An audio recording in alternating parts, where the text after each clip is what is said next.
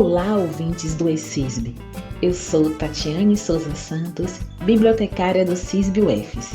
Estamos comemorando a Semana Nacional do Livro e da Biblioteca e hoje trazemos esse podcast especial para memorar o nosso homenageado Paulo Freire. E quem nos honra com informações sobre o patrono da educação brasileira é a professora Antônia Almeida Silva, do Departamento de Educação da UFES. Olá, professora Antônia. Muito obrigada por ter aceitado o nosso convite. Oi, gente. Saudações a todos e todas que ouvem esse podcast sobre Paulo Freire.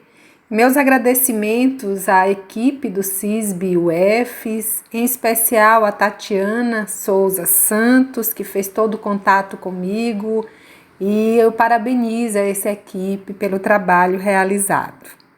Professora, o que a senhora acha da frase 100 anos de Paulo Freire, esperançar em tempos de barbárie? Olha, no meu entender, a frase carrega a dupla dimensão de reafirmar a resistência aos projetos societários hierarquizantes e, simultaneamente, convidar a uma atuação comprometida com a humanização e a elevação da cultura através da prática social. Esperançar em Paulo Freire significa agir intencional, não é um agir espontaneísta.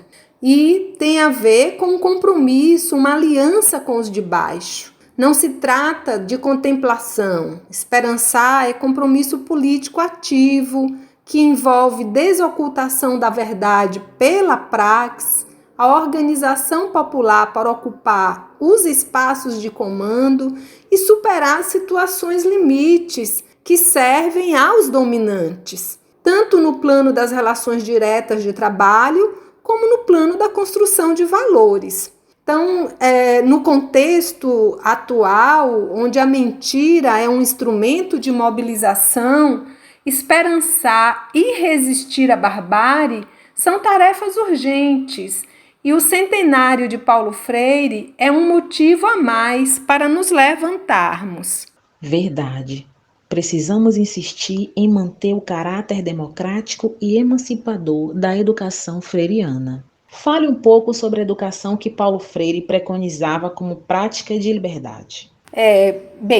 Para falar sobre a educação como prática de liberdade, acho que é importante a gente lembrar que a pauta da educação para a responsabilidade social e política, ela já estava em cena no Brasil há algum tempo. E nesse sentido, Paulo Freire foi um dos intérpretes dessa pauta e a partir de meados dos anos 50, através das propostas do movimento de cultura popular e de Pernambuco, traduziu esse ideário para a educação do povo através da criação dos círculos de cultura e dos centros de cultura. Essa estrutura deu as bases para pensar um método ativo de educação, guiado pelo propósito de articular a alfabetização à reflexão sobre a realidade. Com isso, vencer uma compreensão burocrática de estudar e levar as pessoas a problematizar suas atitudes e a construir a compreensão da realidade por uma via crítica. Nesse sentido, a educação como prática de liberdade contém o que Francisco Verfort chamou de germe da revolta. O que é isso, né? Pensar o germe da revolta associada à palavra conscientização, não como um processo de fora para dentro, mas, pelo contrário, como um movimento de reconhecimento da condição das pessoas que estavam no processo de alfabetização como sujeitos históricos. Então, nessa visão, a educação não se resume a acumular informações, mas refere-se à construção de conhecimentos que potencializam uma atuação crítica no mundo. Veja que em Paulo Freire, a leitura da palavra, a leitura do mundo, ela precede a leitura da palavra e uma serve à outra, simultaneamente. Com isso, a educação tem a ver com fazer pontes entre o que se estuda e o agir intencional no mundo para transformá-lo em favor da superação da opressão. Daí toda a oposição das forças reacionárias a Paulo Freire, porque ele simboliza o anúncio de uma educação para a prática histórica da emancipação. Trata-se, portanto, de uma pedagogia que confronta as hierarquias sociais e principalmente os preconceitos contra as pessoas que estão nos guetos, que são silenciadas e são vistas como ignorantes. Devemos lembrar aqui que a educação como prática de liberdade emergiu num contexto em que as pessoas não letradas eram impedidas até de votar e eram tratadas como politicamente incapazes. Então, falar em educação como prática de liberdade é um chamado à luta contra iniquidades e o silenciamento das pessoas. Com certeza a educação liberta. Professora Antônia, como o golpe militar de 1964 atingiu Paulo Freire? Como foi seu exílio no Chile e a sua influência na América Latina? Sobre o golpe de 1964, eu gostaria de ressaltar que não foi apenas um golpe militar, mas um golpe dos setores economicamente dominantes para impor sua visão de mundo e manter o Estado subordinado aos interesses patrimonialistas. Esse golpe atingiu Paulo Freire, impedindo suas ações como liderança do movimento de cultura popular. Paulo Freire foi preso, depois foi exilado político e as ações de educação que ele coordenava foram imediatamente interrompidas. Então, o golpe atingiu não apenas a ele e seus familiares e amigos, mas atingiu aos movimentos populares e a experiência de organização política. Interrompeu um ciclo de construção da autoconfiança do povo, difundindo o medo e o terror. O exílio no Chile foi, nesse contexto, uma experiência de refazer-se e foi sempre relatado nos escritos de Freire como um momento de amadurecimento e de reflexão. Assim, das dores da saída forçada do país, a gente observa que restou a certeza de que ele deveria seguir a jornada, e o exílio, nesse sentido, foi também um momento fértil, pois foi lá que Freire sistematizou as experiências vividas com os círculos de cultura e escreveu suas obras-primas, como Educação como Prática da Liberdade e Pedagogia do Oprimido. No Chile, Paulo Freire lançou o livro A Pedagogia do Oprimido. Quem são os oprimidos para Freire?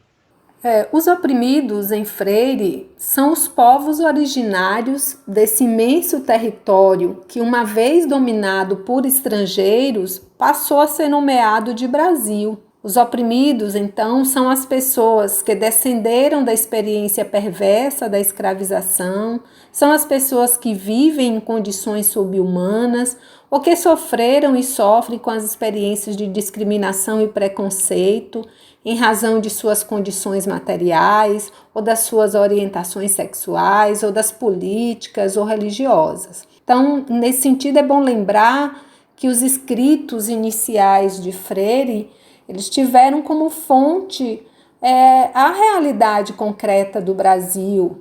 Essa realidade era definida por ele como uma sociedade em partejamento, isto é, em trânsito entre a realidade dada e o devir. Então, o horizonte da superação das experiências de sofrimento e marginalização que a colonização produziu eram motivos de mobilização para essa pedagogia proposta por Freire.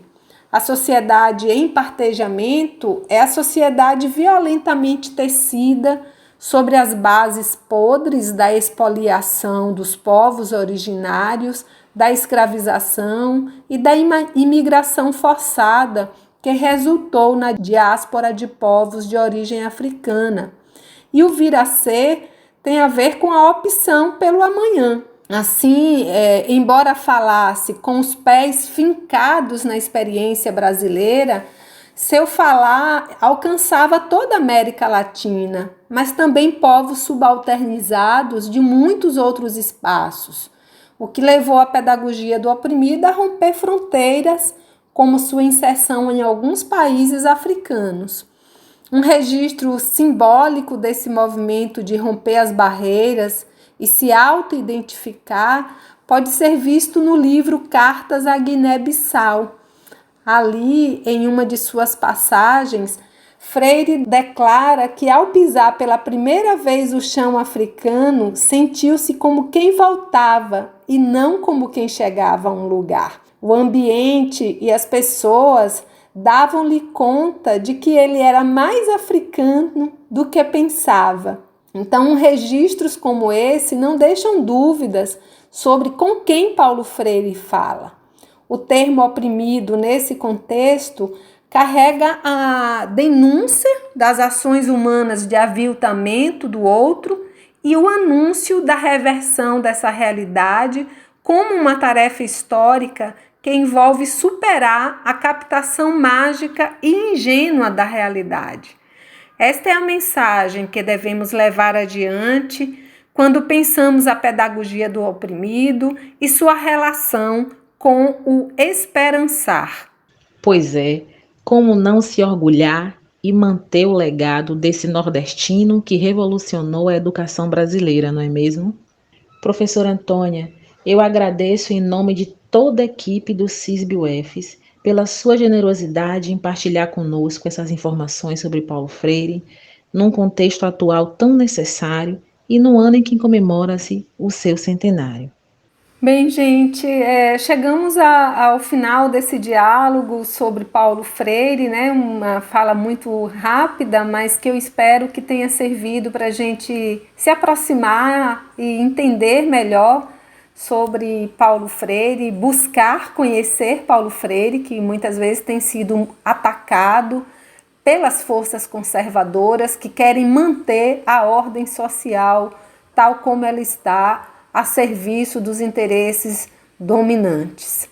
Então, eu agradeço imensamente pela oportunidade de diálogo. Mais uma vez, muito obrigada a Tatiana, que conduziu esse trabalho aqui hoje, e a toda a equipe do CISB-UFES. Parabéns pela iniciativa, pela proposição do tema e que a gente tenha muitos outros pela frente. Um grande abraço.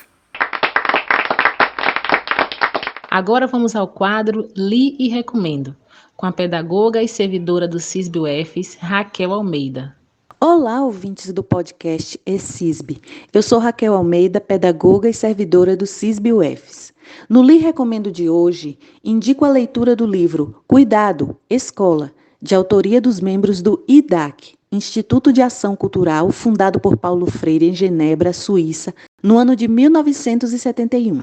Esse livro tem a intenção de ser um pequeno guia de estudo para pais, professores e alunos, promovendo a reflexão sobre a escola e seu papel na sociedade. Com a apresentação escrita pelo próprio Paulo Freire, essa obra possui uma linguagem bem acessível e didática e belíssimas ilustrações feitas pelo famoso cartunista Cláudios. Desejo aos ouvintes uma boa leitura e até a próxima. Então, gente, este foi o podcast especial em comemoração à nossa Semana Nacional do Livro e da Biblioteca. Para mais conteúdos informacionais, nos acompanhe na homepage e nas mídias sociais, Instagram, Facebook e YouTube. E não esqueça, continue usando máscara, álcool em gel e evite aglomerações, pois a vacina evita a forma grave da infecção por Covid-19, mas não impede a transmissão. Cuide de si, cuide do outro, cuide da sociedade. Um forte abraço e até mais.